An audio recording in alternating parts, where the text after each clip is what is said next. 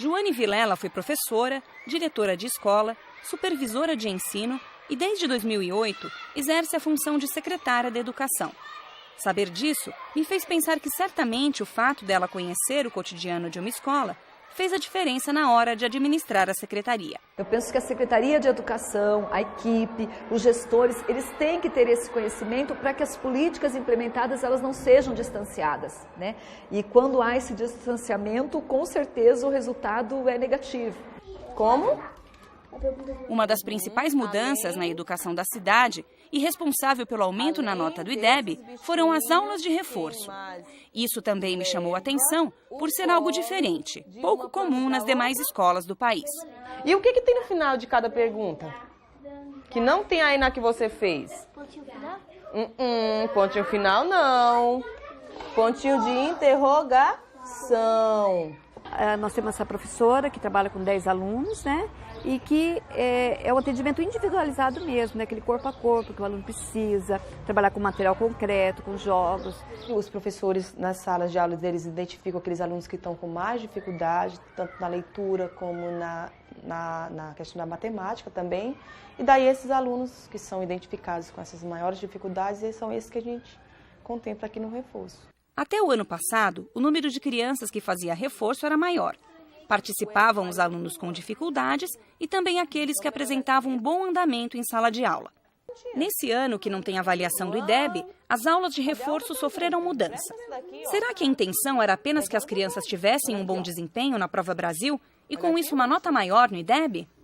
É importante nós citarmos isso porque a Prova Brasil, o IDEB, ele não é fruto de um ano de trabalho, ele é fruto de todos os anos de trabalho. Então, o nosso reforço ele acontece desde 2008 com todas as turmas, né? Com todas as turmas, com todas as séries, levando em conta aí um período que o aluno precisa maior para realmente ele conseguir se apropriar daquele conteúdo, daquele conhecimento, né? Agora, professora, em relação ao reforço ainda, eu queria que a senhora falasse um pouco sobre, optando por o reforço, na verdade, não se está chegando à conclusão que a escola não está dando conta de formar aquele aluno, de que precisa um pouco mais, ou assumir muito cá entre nós que não demos conta, precisamos esticar o horário. É mais ou menos por aí ou é outra proposta? Não, eu não acho. Todos os países desenvolvidos, o aluno tem uma carga horária maior do que aqui no Brasil. Aqui no Brasil se convencionou que o aluno não precisa de mais de 4 horas. Agora existem os movimentos no sentido da educação integral em tempo integral, que são movimentos interessantes. Enquanto o país não conseguir ter uma educação integral em tempo integral, o município de Foz do Iguaçu optou por essa ampliação de tempo e de oportunidade educativa, contemplando, dentre as atividades, esse programa de estudos individualizados.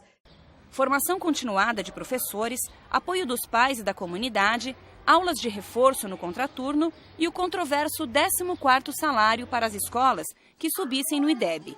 Medida que, para muitos, responsabiliza apenas o professor pelos resultados obtidos nas avaliações externas. Além destes fatores, a rede de escolas de Foz do Iguaçu modificou a maneira de alfabetizar as crianças. Outra polêmica no mundo da educação. Aqui, a prefeitura decidiu trocar o construtivismo, entre outras propostas pedagógicas que utilizava, pelo método fônico, que ensina a ler e escrever pelo som das palavras. Nós vimos que a letrinha C com O vai dar? Co. E a letrinha Saber que aqui os professores utilizam o método fônico foi uma grande surpresa para mim. Se levarmos em consideração que, apesar de não ser obrigatório, o construtivismo, corrente centrada no pensamento de Jean Piaget, tem crescido nas 2 últimas décadas por todo o país. Até os parâmetros curriculares nacionais, que foram elaborados em 1995, têm evidentes influências desta proposta pedagógica. Nas escolas de São Paulo, por exemplo, é utilizado o programa Ler e Escrever, que tem o construtivismo como base. Nesta proposta, a ideia é que a criança entenda desde cedo as funções da escrita e possa construir aos poucos as suas concepções em relação a ela. Como é que é o liô? É liô. É liô faz o quê? Liô. Que som que tem? É liô, lô. Lô. O método fônico, que ensina a ler e escrever pelos sons das palavras, tem sofrido críticas por supostamente fazer com que as crianças não entendam a função da escrita. Eles simplesmente decorariam as sonoridades das sílabas. Apesar de todas as críticas, o método fônico foi bem aceito e deu certo por aqui. Tem o que, Luísa? Computador. Existe aí uma crítica muito grande de que o método fônico não dá conta do letramento, né? E eu refuto essas críticas no sentido de dizer que, claro, preferencialmente alfabetizamos o nosso aluno no método fônico, mas nós trabalhamos as questões de letramento. Tanto é que a Prova Brasil, ela preferencialmente, na verdade, quem conhece a Prova Brasil sabe que ela dá conta de cobrar exatamente questões relacionadas à interpretação de texto, que o método fônico por si só não dá conta. Eu também sou tua. Eu também sou tua. Pula a machadinha. Pula a machadinha. Nesta sala do primeiro ano da Escola Helenice Melhorança, pudemos acompanhar o método fônico sendo colocado em prática. Vocês procuraram no livrinho lá na letrinha da musiquinha o CH? Quantas vezes que apareceu o CH nessa musiquinha? Pra mim, assim, foi bem fácil, sabe? Porque eu vi que o método fônico é um método, assim, onde a criança, ela aprende mais rápido, né? Porque através do som, ela consegue entender melhor a formação das palavras e, assim, ela aprende muito mais a dominar a leitura e a escrita.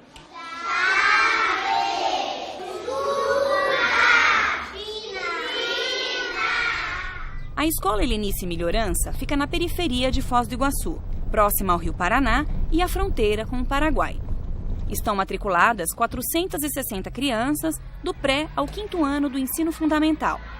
Apesar de não ter sido uma das primeiras no ranking do IDEB, mudanças parecidas com as que vimos na escola da Ariadne fizeram a nota desta escola ter um grande crescimento de 2005 para cá, como explicou a diretora Maria Irailde. Então, em 2009, a nossa nota aqui era 61. E a gente queria, né, dar uma melhorada na nota. Então subiu de 4,2 em 2005 para 7 em 2011. O foco de vocês é crescer na avaliação, simplesmente? Não, é a aprendizagem do aluno. A gente trabalha muito em cima da aprendizagem deles. O trabalho acontece lá no pré, lá no primeiro ano, quando eles estão começando. Por quê? Agora a gente teve muito trabalho ainda, muito reforço, mas daqui a alguns anos a gente não vai precisar fazer tanto reforço. Por quê? Porque o aluno já está vindo preparado lá do pré. De 10 em 10. Diferentemente da Santa Rita de Cássia, a Helenice Melhorança é uma escola espaçosa com grandes instalações. Mas não foi sempre assim. Essa escola, quando eu vim para cá em 1996, ela era uma escola com 7 salas de aula. Isso acaba influenciando e ajudando no desenvolvimento da criança, dos professores? Sim, sem dúvida. Imagine isso aqui no dia de chuva, sem cobertura nenhuma aqui em cima. Ou então metade coberto, metade descoberto, chovendo dentro, era horrível. Então melhora sim, com certeza melhorou e muito a condição de trabalho de todo mundo, né? Então vamos lá, criança, estão conseguindo? Além do reforço, a escola tem a sala de recurso, que atende crianças que apresentam dificuldades mais graves. Outra iniciativa de Foz que se destaca das demais redes de ensino. A sala de recursos, a gente trabalha com crianças que têm distúrbios, síndrome, dificuldade de aprendizagem. Aí seguimos 3 eixos, a parte afetiva, motora e a cognitiva. São crianças que normalmente tem um problema de saúde, tem criança acompanhada por neuro, por psiquiatra até, né? Mas é um trabalho muito bom elas trabalham muito a parte afetiva, né? Trabalham muito relacionamento entre eles. Você viu que lá tem 3 momentos, né? Eles no chão, vendo a parte social também, na mesa, o cognitivo, trabalhando com caderno. E assim, não é um reforço, não é para ser o reforço de sala de aula em si, mas ele acaba acontecendo lá também. Quer fazer a leitura, Angélica? Vamos lá, daquele jeitinho que você mostra para os outros. Terezinha de Jesus. É uma conta muito fácil de ser feita. Você tem um índice de reprovação de 15%. Numa rede de 30 mil alunos, isso significa que a cada ano 4.500 crianças reprovam. 4.500 crianças dividido por 26, que é a média de Foz do Iguaçu, significa quanto professor a mais, significa quanta merenda, significa quanta água, luz, telefone, enfim. As pesquisas mostram que o aluno que reprova, ele tem uma trajetória escolar comprometida, ele tem um trabalho de autoestima que é complicado. Então, esse aluno, ele não reprovando, o município consegue aplicar melhor o recurso. Isso é gestão, é o que o Foz do Iguaçu tem feito. Na caixinha de vocês, qual é a pecinha que vale menos? Unidade. Como é que chama essa pecinha? Unidade. E qual é a próxima depois da unidade? Quem que vem? A dezena. Foz do Iguaçu, e aí eu falo isso não com tanta tranquilidade, porque eu vivo brincando com o nosso prefeito que nós devíamos aplicar 30%, 40% em educação. Mas Foz do Iguaçu tem aplicado os 25%, 26%, enfim, que é o que manda a legislação. Então não houve um investimento, um aumento significativo nos recursos da educação, né? Nós investimos aquilo que a legislação manda, com toda certeza, mas nós investimos bem. Vários prefeitos me ligaram, quanto que você gastou educação para ser a melhor do Brasil, não sei o quê. Exatamente o mínimo exigido por lei, 25%. Nós conseguimos aí material didático, nós compramos livro, nós criamos a equipe, nós temos reforço, nós melhoramos o padrão de infraestrutura, mas sempre com o mesmo recurso que é aquele preconizado por lei. Em relação ao Fundeb, nós estamos recebendo uma média de R$4.200.000 por mês. Só que a folha de pagamento da educação, ela é em torno de 7 milhões.